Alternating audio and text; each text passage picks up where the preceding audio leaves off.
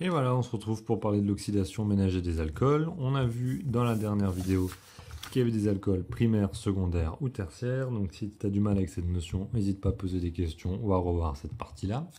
On va voir maintenant qu'on va essayer d'oxyder des alcools. Après avoir fait l'oxydation des aldéhydes et des cétones, c'est au tour des alcools. Et là, c'est un peu plus intéressant. Alors pourquoi c'est plus intéressant? Parce que c'est grâce à l'oxydation des alcools qu'on va former des dérivés carbonylés. Autrement dit, pour former des aldéhydes et des cétones, on peut prendre comme point de départ un alcool. Donc première chose à noter, pour former un dérivé carbonylé, donc je te rappelle, c'est quand il y a la fonction CO, on peut procéder ou on peut oxyder un alcool. Mais pas n'importe lequel, on va voir après. On va oxyder un alcool primaire qui donnera un aldéhyde.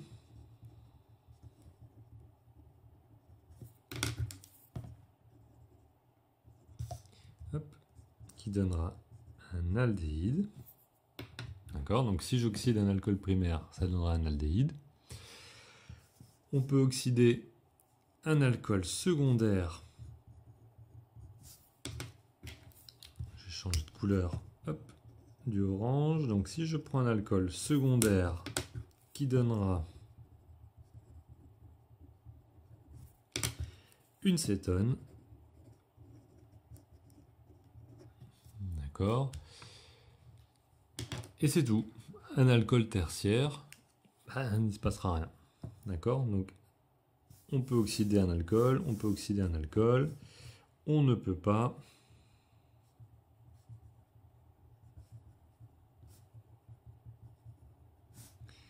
un alcool tertiaire. On va voir pourquoi. Alors, qu'est-ce qu'on peut former? Je vais déjà faire le petit résumé et après on va faire l'aide-mémoire. Alors, l'oxydation d'un alcool primaire.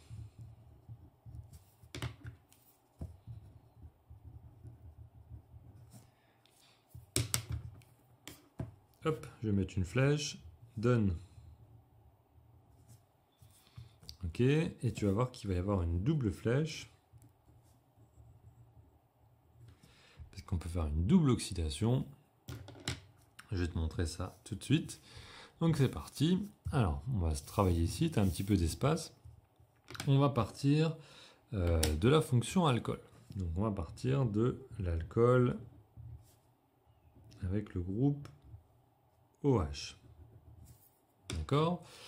On va commencer avec l'alcool primaire.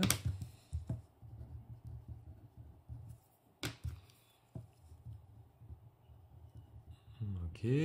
Alors, on va lui donner ici son groupe caractéristique. Alors, vu qu'il est primaire, je vais commencer par faire le carbone fonctionnel. D'accord? Donc, tu te souviens, c'est ce carbone-là. Autour de lui, il y a d'autres carbones. Tiens, je vais même le mettre en bleu. Bon, hop, je ne sais pas si tu vois bien. Voilà. Donc voilà notre carbone. Il faut qu'il y ait combien d'autres carbones autour? Souviens-toi, le carbone, il fait toujours 4 liaisons. Donc là, il y en a une. Il en faut un là. Il en faut une là. Il en faut une là. Je vais mettre de chaque côté. Mais attention, pas que j'aille trop vite. Pourquoi j'ai pas fini? On a dit que s'il était primaire, il avait combien de voisins carbone? Il n'en avait que... Oui, j'écoute. Un seul. Donc ça veut dire que là, il y a de l'hydrogène, et là tu as un carbone qui fait le reste de la molécule. D'accord? Hop, ça te montre que là il est primaire, il y a un autre carbone, un autre reste de molécule. Bon, je vais réaliser son oxydation. Donc souviens-toi, pour faire une oxydation, hop, ça fait quoi? Ça veut dire qu'on va rajouter des groupes. Enfin, on va rajouter plutôt de l'oxygène quelque part. J'ai deux endroits pour le faire. D'accord? Alors, je vais le faire par là, ici à gauche. Je vais garder le même carbone. Hop. Et je vais, alors d'abord ici, m'occuper de cette double liaison. Tuc. Voilà. hop, je vais renforcer le pouvoir de l'oxygène en mettant une double liaison et en virant le H. D'accord? C'est comme si ce carbone-là, maintenant, il était lié à deux oxygènes au lieu d'un seul. Ok? Donc là, le R, là, le H. Ok, toujours. Et je cherche pas le dernier. Celui-là, il a dû être éjecté. Pourquoi? Parce que mon carbone ne doit faire que 4 liaisons. On ne peut pas en faire 5, donc je ne peux pas rajouter le H qui est ici. 1, 2, 3, 4. D'accord? Donc en fait, ce qui s'est passé, c'est qu'ici, lui là, il a été éjecté. Et lui aussi.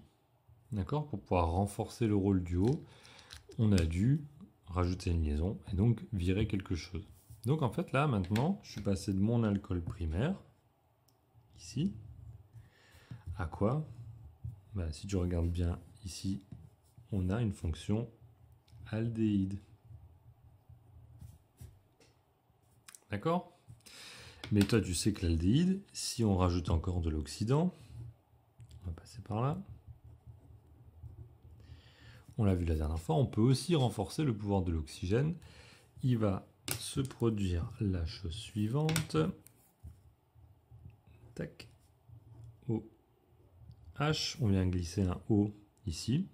D'accord, c'est la seule chose qu'on peut faire encore. Et là, on vient de terminer notre processus. Il n'y a plus de place disponible.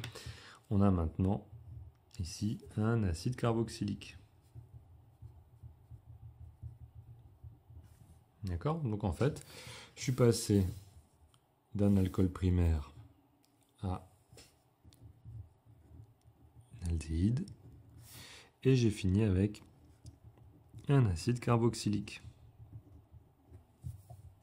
D'accord? Donc voilà, l'oxydation d'un alcool primaire peut donner deux réactions successives.